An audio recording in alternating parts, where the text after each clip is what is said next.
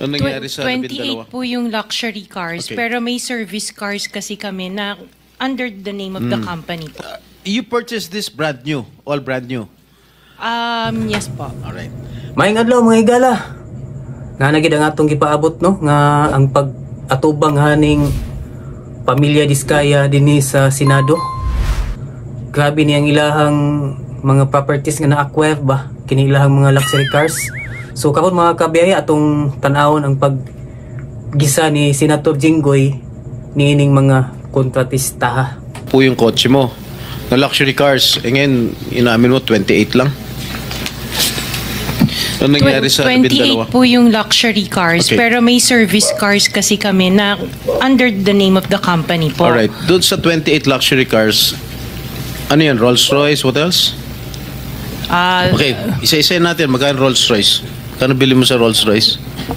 I am not familiar. Oh, come on. Oh, come Nasa on. ano yata. Bumili ka na napakamahal na kotse, di mo alam kung magkano mo binili. No, I know the price. Oh, yeah. Tell us, Pero tell us. we did not buy this on a cash basis. Around parang 42. 42 million. Rolls Royce, isang kotse lang yun. What else? The Maybach. Maybach, Mercedes. How much?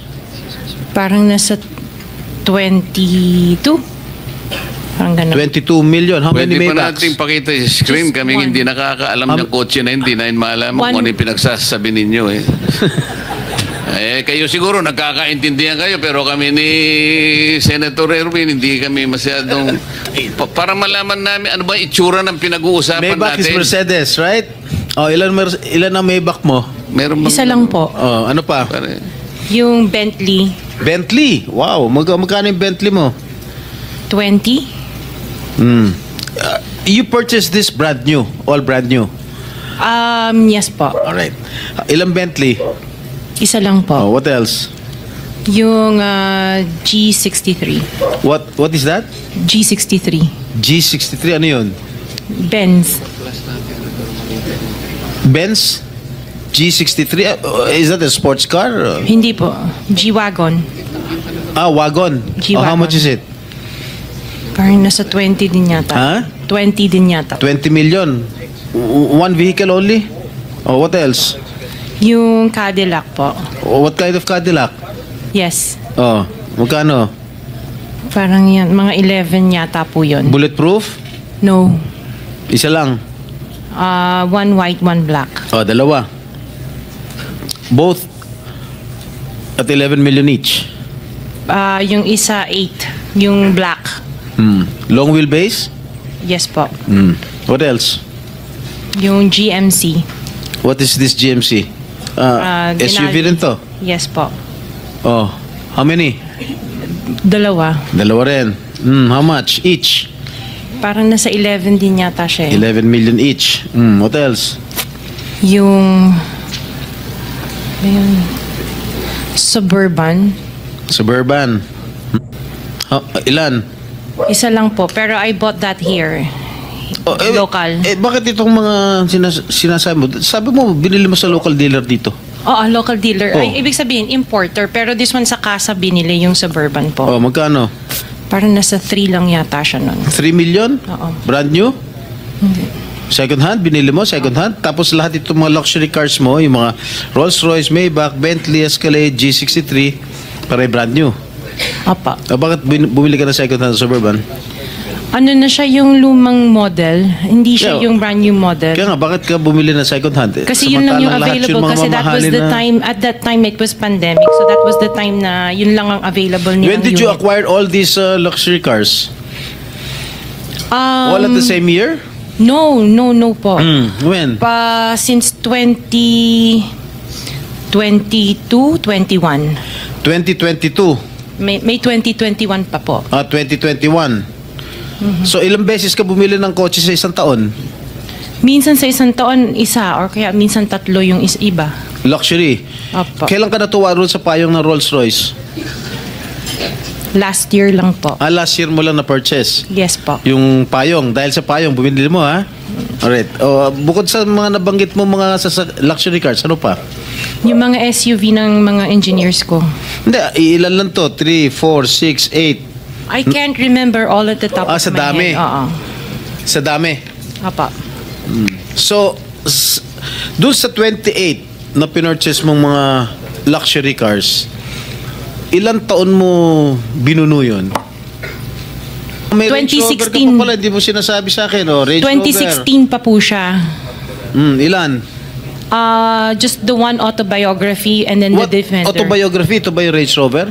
Range Rover pa. Oh, okay, how much did you purchase? 16. 16 million. 2016 pa po yun. Ilan? Isa lang po siya. What else aside from Range Rover? Sabi mo? Defender. Defender, ano siya? Range Rover. Range Rover din. Oh. Ilan? Isa lang po. Magkano? Nasa parang 7 yata yun. 7 million? Aha. Ano pa? The Evoque. Ano? Evoque. What is Evoque? Range Rover. Range Rover pa rin. Oh, marami ka pala Range Rover. Oh, Evoque. Ito yung, maliit ba ito? Malaki? Maliit. Okay, magkano? Parang nasa 5 lang yata po siya. 5 billion. Oh, what else? Lang, ha? Sarap ng buhay mo, ah. Oh, sige, ano pa? Hindi ko na maalala yung iba eh. Sa dami talaga, hindi mo maalala, no? Sino-sino gumagamit itong mga luxury cars ninyo? Kami po. Everyday, Iba-iba. siguro sa pag-aalis kayo nung umaga, Rolls Royce ang gamit mo. Pag uwi mo ng tanghali, kakain, pag lalabas kayo, may back naman ang gamit. Ganun ba yun? Sa dami nyo ng kotse. This is really, for me or for all of us, for all the Filipino people watching, this is unbelievable. To have 28 or 40 luxury cars at your disposal. Ngayon lang ako nakarinig na isang tao o mag-asawa na ganito kadami ang kotse na mamahalin. Hindi na bali yung mga Fortuner, okay lang. Pero kayo, Rolls Royce, Maybach, Mercedes-Benz, Bentley, Escalade, Range Rover, ilan? GMC, Suburban, G63, di ko na nga naintindihan yan eh. Tapos pera ng gobyerno.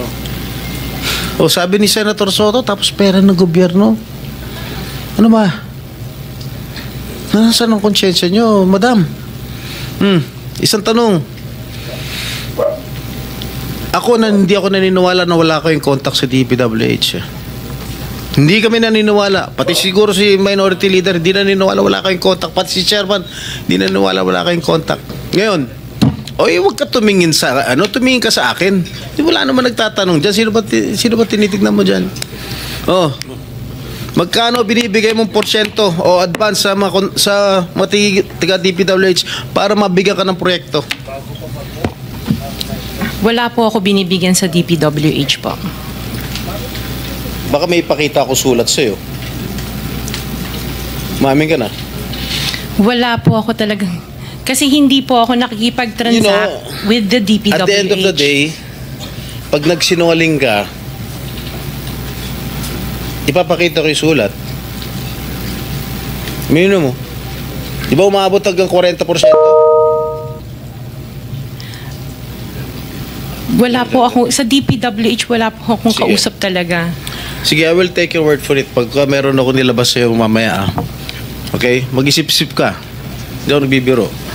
One last question, Mr. last Chair. question. Yeah, Mrs. Diskaya, meron bang pagkakataon yung siyam na pag-aari mo ng construction company, meron bang pagkakataon na sila naglalaban sa isang bidding, sa isang kontrata? Hindi po. Sigurado ka? Pag makakuha ako ng record sa DPWH na si St. Timothy, si St. Gerard, si Alpha Phi Omega, sino pa? Si Alpha and Omega and St. Gerard, hindi po sila nagsasali sa isang bidding. Pero Okay, yung ibang licenses, magkakasama sila minsan. And then, minsan naglalaban-laban yun, Sham. Yes po. Oh, so that is not a legitimate bidding. Dahil yung Sham na yon na naglalaban-laban sa isang award sa isang kontrata, iisa lang ang may-ari. So kahit sino doon kahit sinong manalo ron sa bidding na yon, ikaw ang panalo. Dahil sa'yo lahat yun eh. Correct? Tama? Hindi po, kasi iba yung may-ari ng mga companies. Oh, sus. Kasi sabi I'm mo just lang concerned with Alpha and Miss Omega. Diskaya, Opo. kanina, sinabi mo Alpha Phi Omega lang ang sa'yo. Opo. Nung tinanong kita ulit, inunumerate ko lahat yung siyam na korporasyon, inamin mo sa'yo lahat yun. Oh, di ba? The records will bear me out. Opo. Oh, ngayon, ang tinatanong ko sa'yo, yung bang siyam na korporasyon na yun, Panglimang tanong na. naglalaban-laban ba sa bidding yan? Panglimang Yes tanong po. na yan eh. Sabi mo kanina, last question. Mr. Revalo,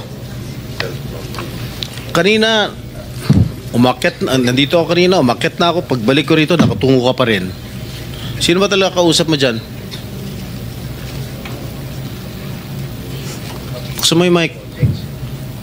Wala po, Your Honor. Pero ka ba abogado? Yes po, Your Honor. Ikaw ang may-ari ng Wawaw. Opo, Correct? Your Honor. Ano ba yan? Sole proprietorship, partnership, or corporation? Sold po, Your Honor. Sole, ikaw lang. Magkano paid up capital? Magkano capital mo dyan?